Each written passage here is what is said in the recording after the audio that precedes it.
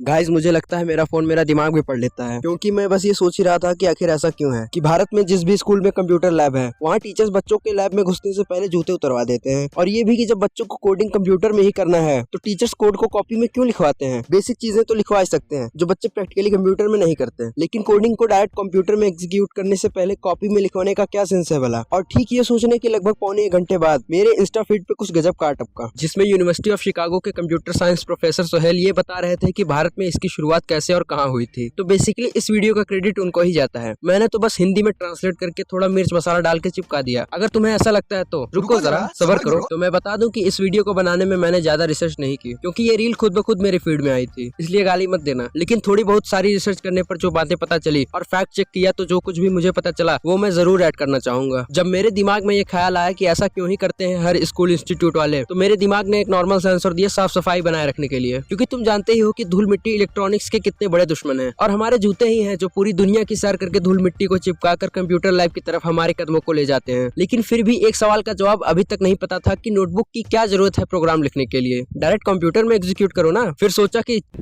छोड़ो फेड़। और जब मैंने इस रील को क्रॉस वेरीफाई करने के लिए रेडिट को चुना तो क्या ही गजब और अजब के जवाब मिले रेडिटर्स के द्वारा। तुम खुद ही पढ़ो, चलो मैं ही पढ़ देता हूँ। रेगुलर शिप का कहना है कि कंप्यूटर्स को फूड फेटिश होती है, इसलिए उन्हें टर्न ऑन करने के लिए तुम्हें अपने नंगे पैरों से उन्हें छूना पड़ता है। समझ रहे हो आप? समझ रहे हो? जॉन मैकएफी के टीचर ने बताया था कि धूल मिट्टी में पाए जाने वाले माइक्रो ऑर्गेनिज्म कंप्यूटर को इन्फेक्ट कर देते हैं, यानी कंप्यूटर में वायरस डाल देते हैं। Really, nigga?